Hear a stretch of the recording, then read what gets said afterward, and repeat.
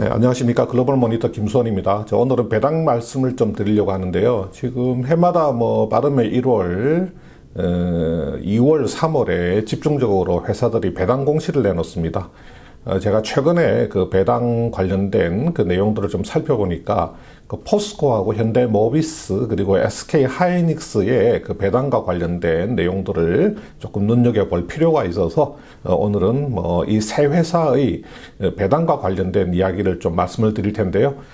제가 준비한 자료가 좀 많은 편이어서 시간이 영상 촬영 시간이 조금 길어질 것 같습니다. 그래서 제가 세 편으로 쪼개서 3-1, 3-2, 3-3으로 해서 각 편당 한 10분 약간 넘는 분량으로 해서 세 편을 올리도록 하겠습니다.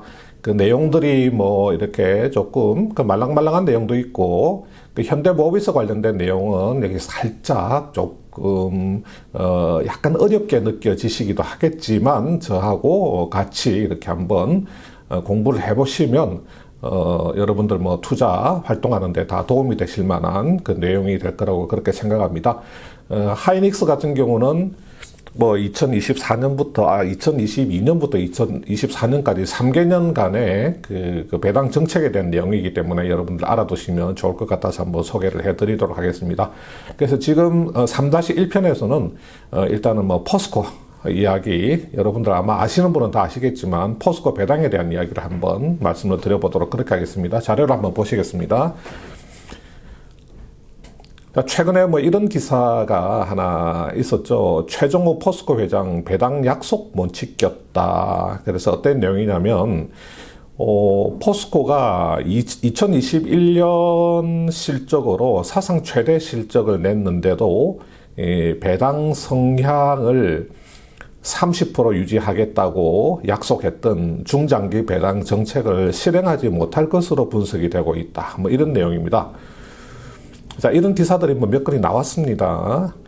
자, 이게 어떻게 된 연유냐면, 자, 2020년 1월 30일에 포스코가 공시를 하죠. 중기 배당 정책, 그래서 20년도부터 22년도까지 21, 22, 3개년간에 걸친 중기 배당 정책을 2020년 2월에 공시를 합니다. 그 내용이 뭐냐면 이렇게 배당 성향을 30% 수준을 목표를 한다. 우리 배당 성향이라고 하는 것은 회사의 당기 순이익 중에서 배당으로 지출하는 금액의 비중을 말하는 거거든요. 당기 순이익이 100억이다. 그러면 배당 성향이 30%다. 그러면 30억 원을 배당으로 주주들한테 나눠준다는 그런 뜻입니다. 여기 밑에 보면 지배 지분 연결 순이익 기준 이렇게 돼 있죠. 제가 바로 이어서 이게 지배 지분 연결 순이익 기준이라는 게 뭐냐, 이걸 좀 설명을 드리겠습니다. 이게 그렇게 어려운 개념은 아닌데 의외로 지배 주주 순이익, 지배 지분 순이익, 또 지배 주주 몫의 순이익 하는 말들을 많이 쓰는데 이게 무슨 뜻인지 잘 모르시는 분들이 있는 것 같아서 간단하게 요 뒤에서 이어서 설명을 드리도록 하겠습니다.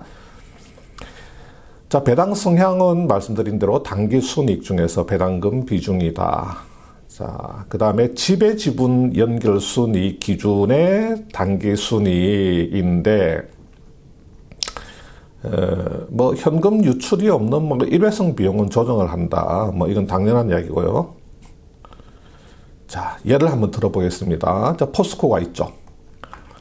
포스코가 포스코 케미칼을 60% 지배를 하고 있습니다. 지분 60%를.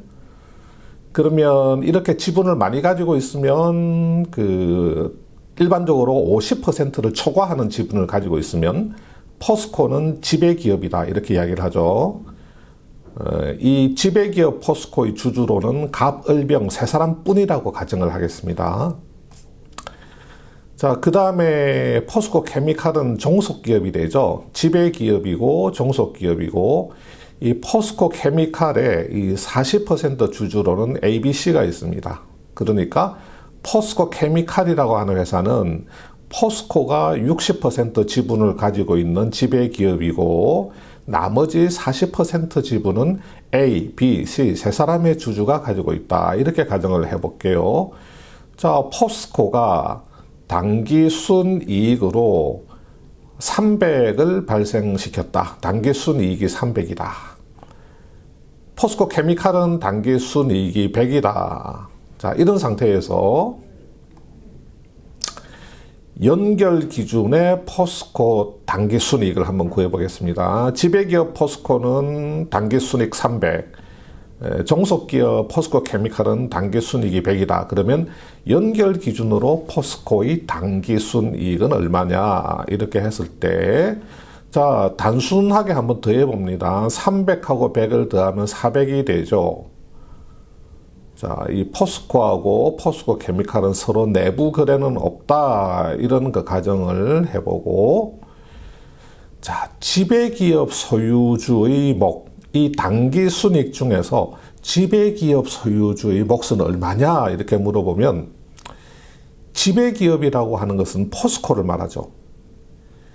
지배기업의 소유주, 그러면 갑, 을, 병, 이 세 사람의 주주를 말하는 거죠. 다시 말해서, 지배기업 소유주의 목, 그러면 갑, 을, 병 세 사람의 몫이 얼마냐 이거죠.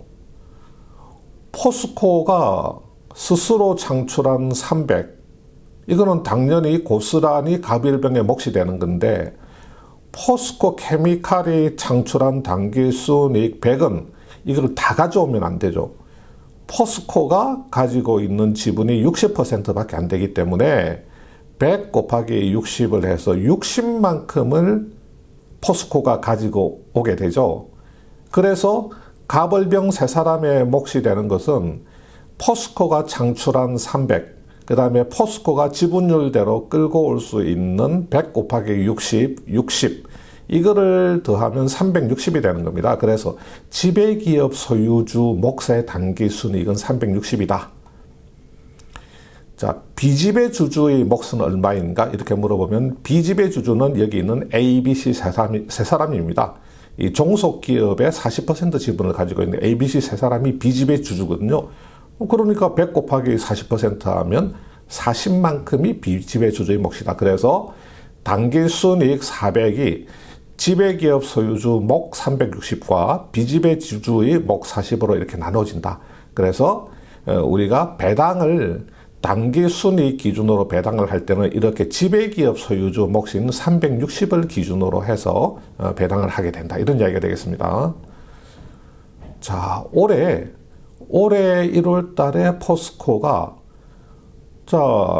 지배 지분 연결 순이익의 30% 수준을 배당으로 지급한다. 왜? 이미 그렇게 하기로 옛날부터 공시가 되어 있으니까 하는 것을 올 1월 달에 다시 한번 재확인하는 공시를 내죠.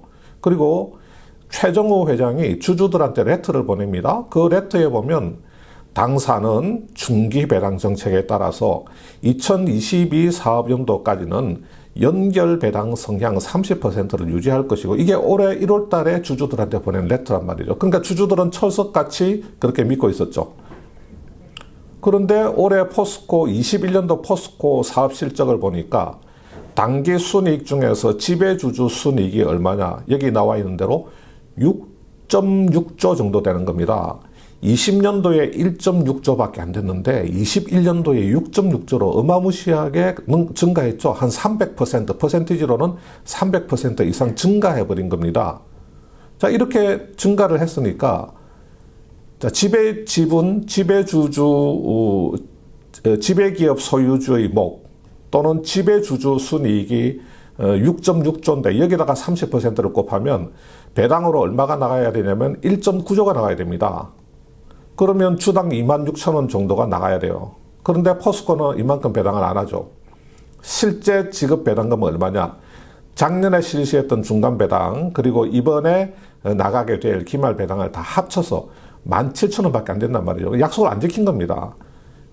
20년도 초에 그 배당 성향을 30%를 유지하겠다 그랬고, 올 1월 달에 주주 레터를 통해서 또 공시를 통해서 다시 한 번 더 확인을 했음에도 불구하고 21년도 지배주주 몫의 그 순이익의 30%에 해당되는 배당을 하지 않은 겁니다.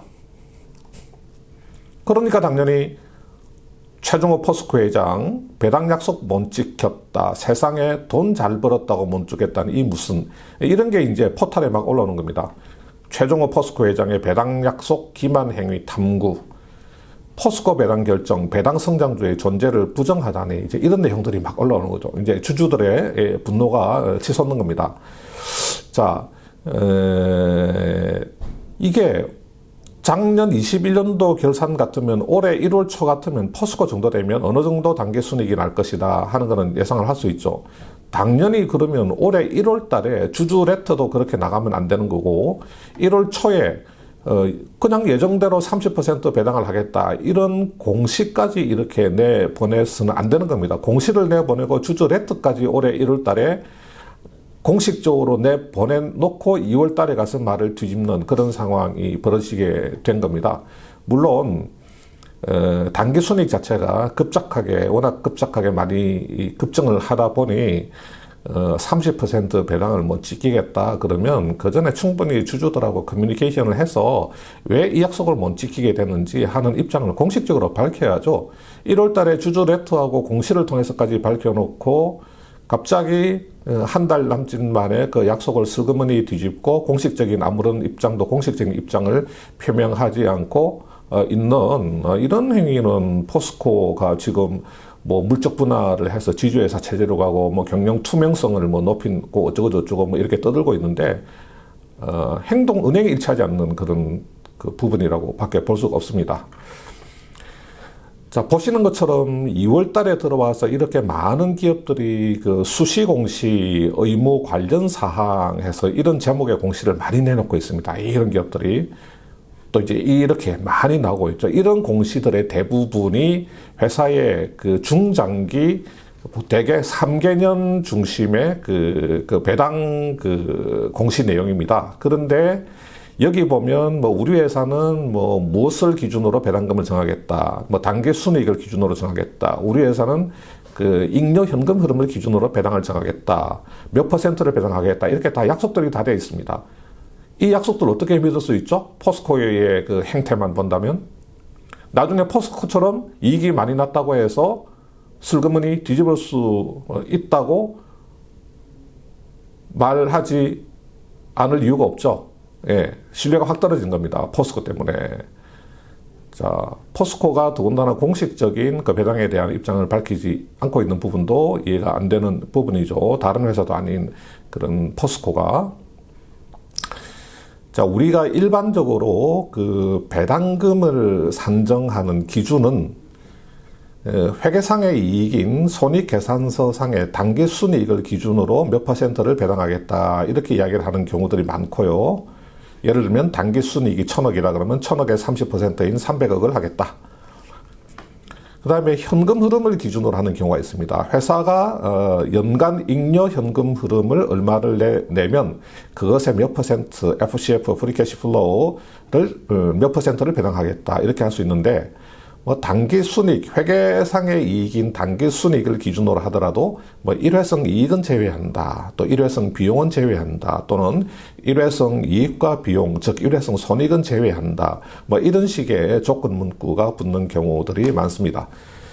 자, 다음 시간에는요, 그 현대모비스 이야기를 할 텐데요. 현대모비스가 왜 배당 기준을 바꿨는가? 현대모비스가 19년, 20년, 21년도까지는 그 FCF, 프리캐시 플로우를 기준으로 했다가 22 사업년도부터는 그 단기 순이익을 기준으로 그 배당금 지급 기준을 바꾼다고 합니다. 그 무슨 곡절이 있는 것인지, 그것이 주주들에게 유리한지 불리한지, 또 여기에 어떤 꼼수가 들어있다는 그런 이야기를 하는 분들도 없지는 않던데 실제로 그런 꼼수가 작용하고 있는 건지 그런 점들을 다음 시간에 현대모비스를 중심으로 해서 3-2편에서 한번 다뤄보도록 하겠습니다. 자, 오늘은 여기까지 하겠습니다. 마치겠습니다. 감사합니다.